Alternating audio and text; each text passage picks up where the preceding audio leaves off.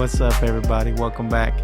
We have two topics we're going to get into today. The first one is I'm going to go ahead and look at that week one matchup versus the Philadelphia Eagles. There's a lot of things I want to look at for both teams, right? For the Eagles and for the Cowboys. We lost some people. They lost some people. Trades, free agency, draft, coaches are gone. So I want to just take a minute, let's look at the matchup and then get a real good feel of, at least for right now, before training camp kicks off, where are we at with the Dallas Cowboys versus the Philadelphia Eagles? The second thing is actually something I'm very passionate about, and that's the Kyrie talking about Stephen A. Not so much the Kyrie thing. Not a big basketball fan, but he did bring up Stephen A's recent contract. And if you've watched any of my, you know what? I'm not even going to get fully into it, but we're going to talk about the Stephen A. $100 million contract debate, right? I think it's a bigger deal than what people are making it out to be. So let's get straight into it real quick. Let's look at the Philadelphia Eagles versus the Dallas Cowboys. This is September 4th. It's a night game. It's a Thursday night game, and it's actually the game that kicks off the NFL season for us. There's a lot of reasons why it's important. Number one, football will be back, so that'll be great. It's going to be the kickoff game versus the Super Bowl winning champions, all that good stuff. But I'm going to say it, and I'm going to keep saying it. Man, I think they're trying to feed us to the wolves here, right? It's the day they drop their banner, the day they celebrate their players, Philadelphia Eagle fans, and the Dallas Cowboys just kind of got to sit there and eat it. Deal with it, sit on the sidelines and watch them all celebrate. I don't think that happened on accident. I don't think that happened by chance. I think you got the Dallas Cowboys, who are the biggest draw on TV. And, I don't know, man, maybe people don't like Jerry Jones. He pisses off a lot of people, man. So I think there's definitely a reason why we're out there and why we got to be the ones that sit there and watch them drop that banner, okay? Really big game for us. Kicks off the season. And you know what? Before I get into all the details, let's take a look at the players on the screen. Your D-line is Micah because it's got to be Micah. Mozzie because you don't have anybody else besides Mozzie really as a nose tackle that has some NFL experience. Then Osa, that's your $80 million man. He's going to be out there. Fowler, he's going to be out there because he has a ton of experience. He knows the team. Yeah, we got Ezaraku, but he'll be in later on in throughout the game, right? Your corners, I'm saying your corners are going to be Bland and then Kaiir Elam. The reason I picked Kaiir Elam is because, again, at this point, he's having the best offseason. I didn't give us a slot corner right now, which, surprise, surprise, we don't have a slot corner right now. But in this package, it's 4-3 base defense is what Matt Eberflus runs. This might be who's going to be out there. All right, so I got Marist out there at the weak linebacker. Your Mike's going to be Jack Sanborn. And then your strong linebacker, that's going to be Kenneth Murray. It's one of those. Listen, those are going to be your linebackers. They're going to be all over the field. The dudes are young and fast and strong, so we hope the best for them. Anyway, your safeties are always going to be the same. That's Hooker and Wilson. That may change throughout the season, but as of right now, it's Hooker and Wilson, all right? That's your starting lineup. I don't like our starting lineup versus their starting offensive lineup. Man, you got Hurts, Saquon in the backfield. Offensive line, which, by the way, I'll go through the rankings here in a minute. They are amazing at offense. Dallas Goedert is your tight end. Smith and Brown and then Dotson are going to be your wide receivers. Man, them dudes got weapons. They look like stars. I want to go through some stuff with you guys. All right, so let's look at some rankings. Pro Football Focus, right? Dallas Cowboys defensive line. And that's as of right now, not last year. As of right now, after all your moves, we're currently ranked 12th, which isn't too crazy. I mean, we do have Mozzie, and he's a liability in the middle, so I don't hate the 12th ranking. Gives us an opportunity to climb and claw our way up that ladder. But that's our defensive line. The Eagles' offensive line is ranked number 1 in the entire NFL. Okay, so right off the back, even though Mike is our best player, we're not looking too good. And I hate to break it to you guys, but none of these rankings are going to look good for us right now. All right, let's just look at their rankings here versus ours. In order, defensive line 12th, offensive line 23rd, receiving group 15th, running back 32nd. This is where we are.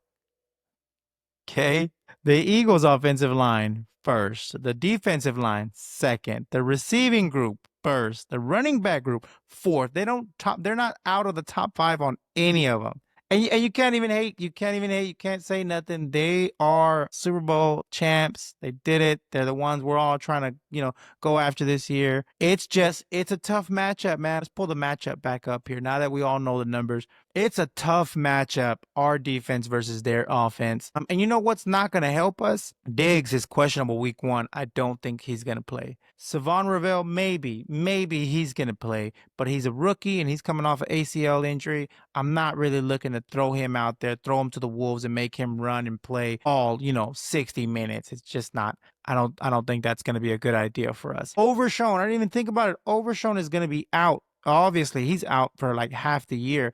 But you've got prime starters, Diggs and Overshown, that are not in the game. And then you have Savon Ravel. You don't even know if he's going to play because he has that injury. So week 1 is not going to be good for us. We're not going to be intact. We're not going to be a whole team. It's going to be difficult, man. Right now, the defense versus the offense does not look great for us right now. That's all I'm saying. Not saying it's the worst. I'm just saying if you're looking at it on paper, I'm not feeling too good about it. But let's look at our offense versus their defense. Dak, right now I have Miles Sanders because, again, he just, as of right now, he sounds the best coming out of OTAs and stuff. That could change. You never know. Our offensive line, we have a Guyton on the left side. He didn't have a great year, but I'm hoping for a bounce back here from him. Pro Bowler, Tyler Smith. Cooper Beebe is going to be a 10-year starter for you, man. He's awesome. Tyler Booker on the right guard, I don't look for him to make a lot of mistakes, but he is a rookie. He will make some. And then Terrence Steele on the right side. So obviously this is not up to par with what the Eagles have, but I still feel pretty confident in our offensive line. I think we're going to be a lot better than what people are making us out to be. Jake Ferguson, I already said it. Jake Ferguson is going to have a bounce back here. He's going to be amazing. And then you got CD and Pickens, right? So our offense looks great. The only thing that I'm kind of iffy about, I don't know 100%, is my running back. How's he going to do? And I'm hoping Tyler Guyton really steps it up. The Eagles' defensive line is ranked second, number 2, the second best defensive line in the entire NFL. And this is another one I'm going to argue because they lost a ton of people on the defensive line specifically. So I don't know how, and I'm going to go through who they lost. I don't know how you keep that rating after you lose all those people. They lost Josh Sweat. Josh Sweat went to the Arizona Cardinals. They lost Brandon Graham. He retired. They lost Bryce Huff. They just traded that dude to San Francisco. He's a defensive end. So that's 3 defensive ends right off the back. Then they lost defensive tackle Milton Williams, which he got an insane deal from the New England Patriots, but he's another one that lost. So all of those guys I just named were either starters or strong rotational pieces on their defensive line. How do you lose 4 great players and you're still ranked second? All I'm saying is I don't believe that defensive line is going to be the same as it was last year. It can't be. You can't lose all those pieces and still be in top 5. I think there's going to be a real big fall off, at least on the defensive line part, for the Philadelphia Eagles. But they do have some great corners, Cooper DeJean and Quinyon Mitchell. I went Makuba at safety. Makuba, if you don't know, outstanding safety coming out of Texas. One of the guys I was hoping for. I was hoping for a lot of guys in the draft. You never know, but that dude's going to be great. So if you're just looking at this matchup here, I feel really good about it. I feel really good about our offensive line going against that defensive line. They do got some really good nose tackles over at Philly, but I just think we're going to find some holes. I just think we're going to exploit some stuff, especially with Pickens and Ferguson now being there. You're going to throw Jadon Blue in there every now and then. He's going to be able to catch. He's going to be able to do some screen stuff. I just think we're going to do a lot better than what they're expecting us. So I already told you who the Eagles lost, the defensive line, but they also got rid of C.J. Gardner-Johnson. They sent him to Houston. They got rid of Darius Slay. They let him go. He signed with Pittsburgh. And then they let James Bradbury go. I don't think he's with a team yet. On top of that, they also lost their offensive coordinator, our old offensive coordinator, Kellen Moore. He signed as a head coach. You lose your offensive coordinator. You lose all these pieces on defense. And you know what? A lot of teams struggle coming off a Super Bowl victory that next year. So I'm looking for all of this plus that Super Bowl hangover. I don't think the Eagles are going to be as great as they were last year. I think we will be. Listen, we also lost some pieces, right? We lost DeMarcus Lawrence, Chauncey Golston, Jordan Lewis, and basically our entire coaching staff was changed around. Maybe like 30% are stuck around and will be here. But we have new head coach, new offensive coordinator, new defensive coordinator, new linebacker coach, new defensive line coach, new running back coach, new special teams coach. We have so many pieces that have to come come together and start mesh together quickly. They don't have a lot of time to figure this thing out, right? Training camp starts July 22nd, 21st, something like that. And then they got to hit the ground running, man. I'm looking at the numbers. The defense kind of makes me worried, but I'm still sticking to it, man. I think we're going to win that first week. Cowboys will win that game. Watch out for it, okay?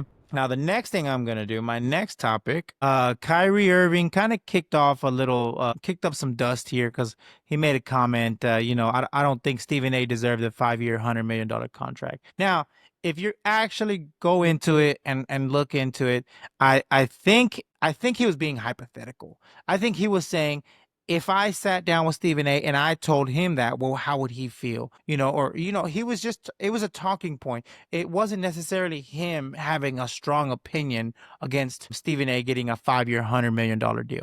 But I do. And I think this one little piece, Stephen A. getting 5 years, $100 million, I think that was the end or the death of your big sports media, ESPN, SportsCenter, all that good stuff. And it may sound drastic, right? But I promise you, I'm going to tie this whole thing in here, okay?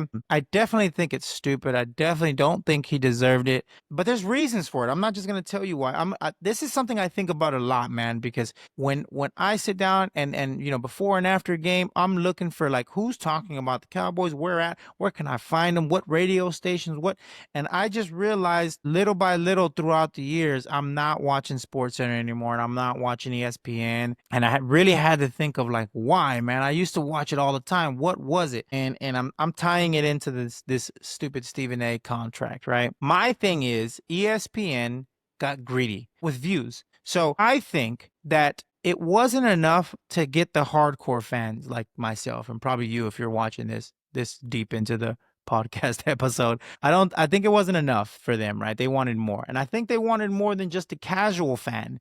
I think they wanted everyone.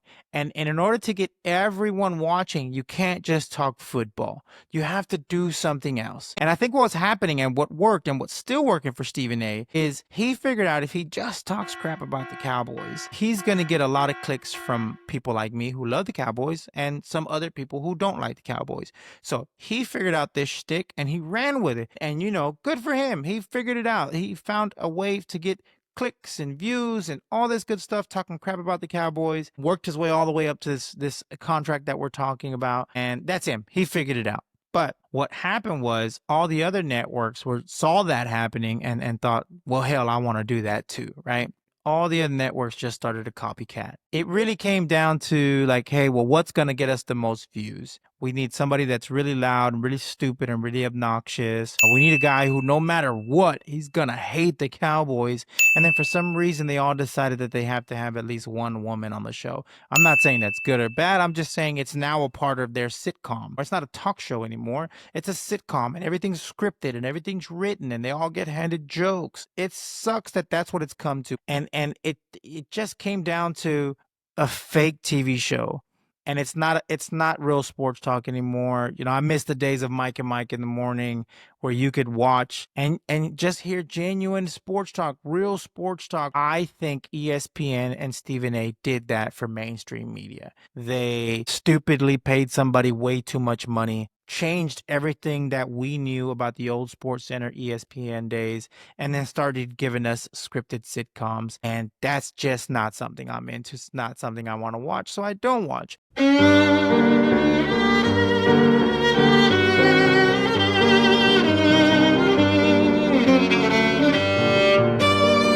All right, so that's it for tonight, man. Thank you guys. I appreciate it. I know this episode was super quick, but I just wanted to do the breakdown. I'm doing my best to keep delivering as some sort of Cowboys content to you guys weekly until we start getting some real good news, which is, guess what? Just a couple days away. When I say couple days away, but it's the 21st, 22nd. So we still got a little ways to go. I'm still hoping we get a Micah contract before then. Doesn't sound like we will, but we'll be here. We'll be waiting to see what does come out, man. We'll report anything that does come out. As always, man, thank you to anybody who likes, comments, shares, all that good stuff on any of these platforms. Follow us on one of them, follow us on all of them. I appreciate everybody that checks in with me. This last video that I just put out quadrupled in views. So people are watching, people are liking. If you're sharing and telling your friends, it's working. Keep doing it, man. Thank you guys, and I'll see y'all next time. Y'all be good, man. Peace out.